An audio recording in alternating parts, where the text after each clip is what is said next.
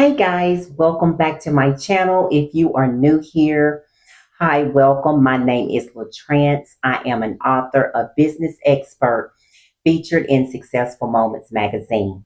And in today's video, we are definitely going to be talking about how to craft a great character arc that feels real, compelling, and unforgettable to readers. This will definitely set you up for maybe even a bestseller, a New York Times bestseller, even inspiration for a movie. So if you would kindly get your notebook, your pen, your pad, whatever it is you'd like to write with, and let's jump right in. First, I want to start with the lie they believe versus the truth they must face. And we are talking about your character. I'm going to tell you why this works. In having internal conflict, flawed characters will definitely fuel your character's growth. Readers definitely resonate with flawed characters. Your protagonist, your heroine who must overcome limiting beliefs. So your first chapter should be about your main character, point blank. You want them to understand what your book is about in that first chapter. You want to give readers, y'all, this is the key right here. You want to give readers someone who is in a world of trouble with no way out. So give her all kinds of struggles to achieve a specific goal.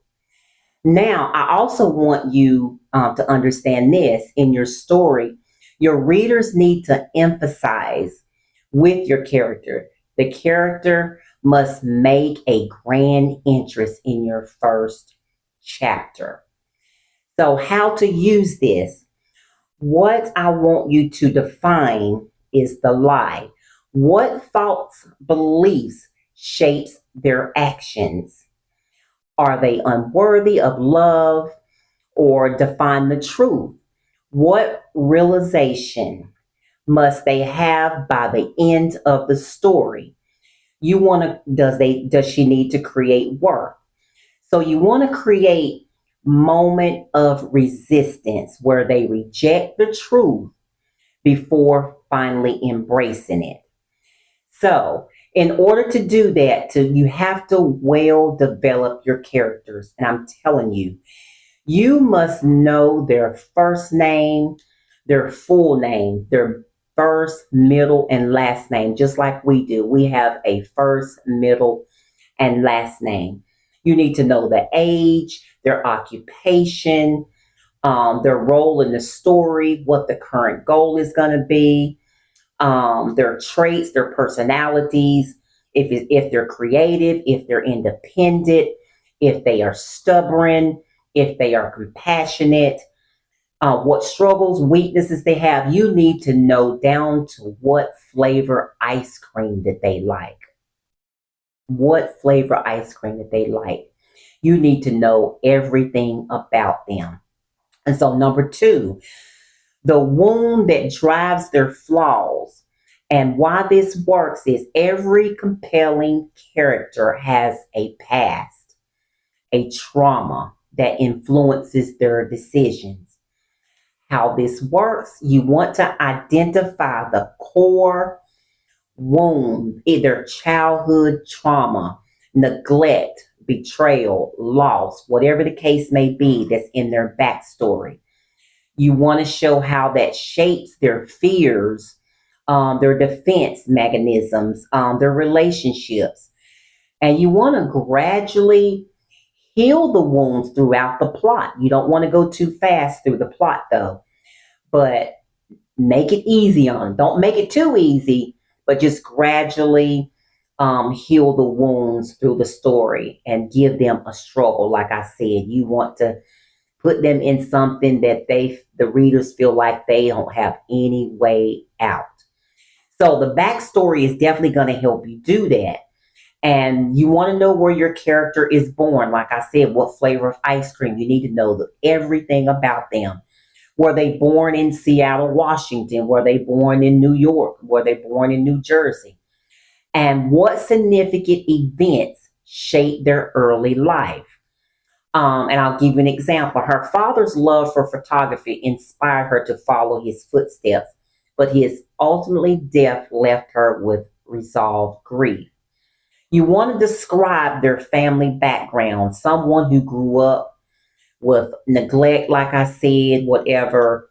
They need to have a backstory because that's what's going to create a well developed character. A lot of movie actors and actresses, the film director knows a lot about that character before they actually jump into the story. And as they're going through the movie, you're going to know a lot about their backstory and why. If it's a murder mystery and there is a serial killer, people want to know why that person became a serial killer. So throughout the movie, they might take you way back in their past, in their backstory of where a little boy was neglected by his mother. He was beaten, traumatized by his stepfather or something that caused him to become a serial killer. So that's what develops a character really well. They have to have deep flaws. They have to be flawed. And readers love flawed characters.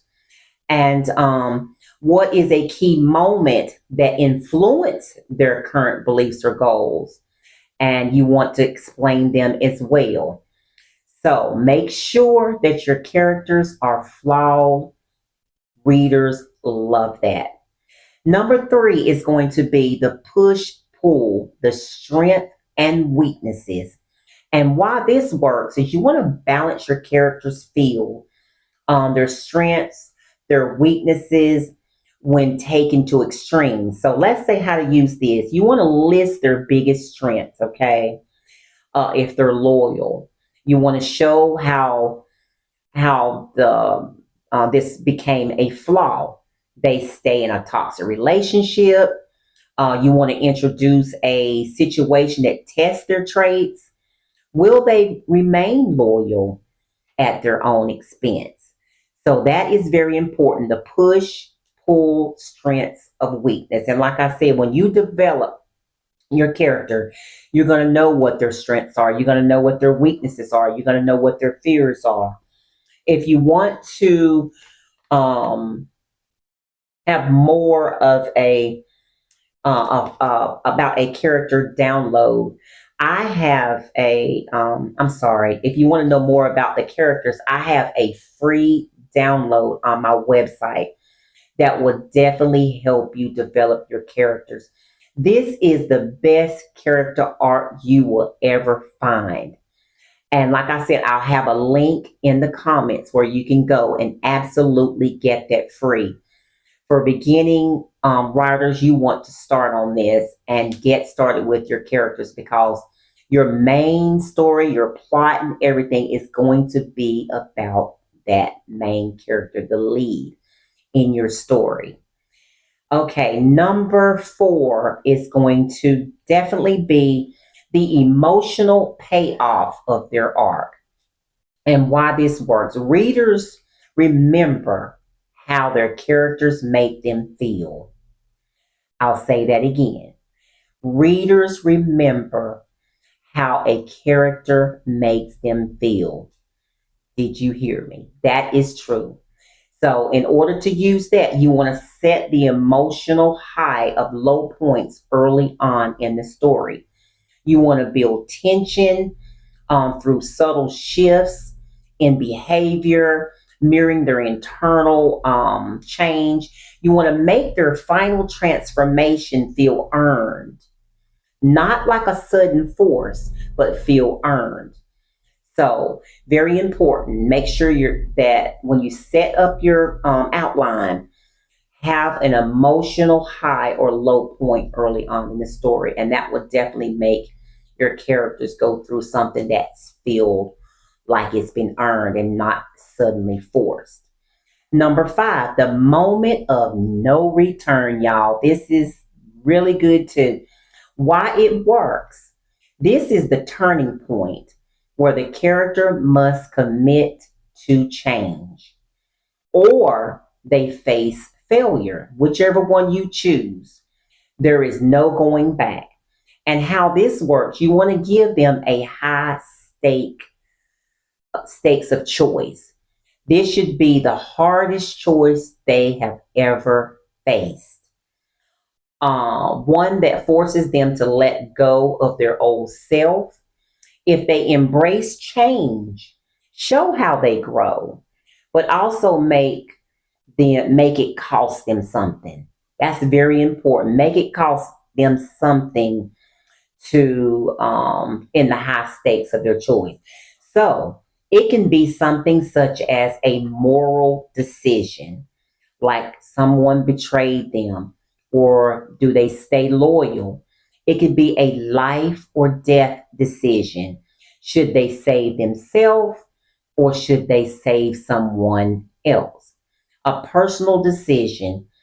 So is they're chasing their dreams or are they going to stay in their comfort zone? So you kind of get the idea there.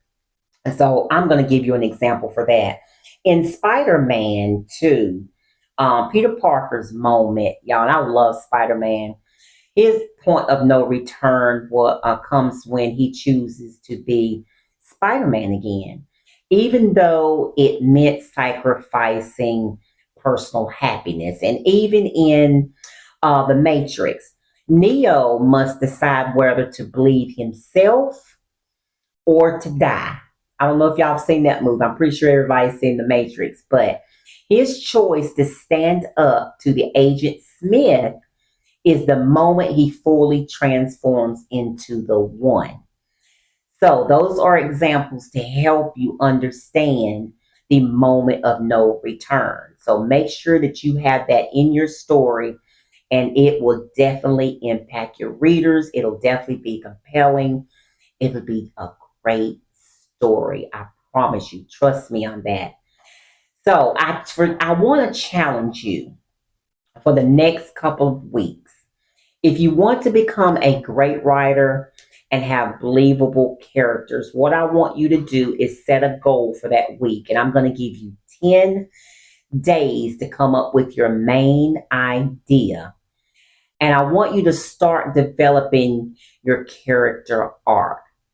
For the next 10 days, like I said, some people like to start with their plot and I mean, not with their plot and main idea first. They like to start developing their characters before they even do their main plot.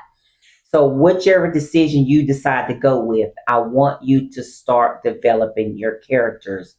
With me, when I write stories, I love to start with my storyline, my main idea, get my outline done, and then I will go deep into developing my characters. I know that that's what makes a great story.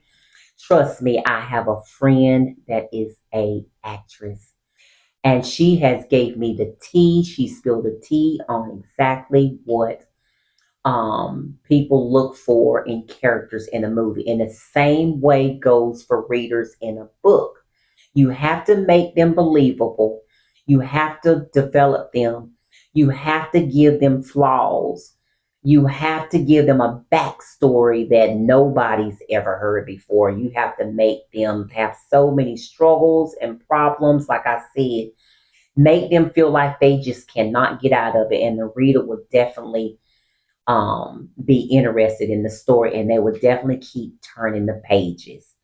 So, all five of these techniques make great character arcs. And I'm going to go more into detail with helping you plot, helping you do your outline, even more developing your characters as well. I just want to jump on here really quickly and give some of my inspiring writers some information on developing their characters. I get a lot of questions about character development.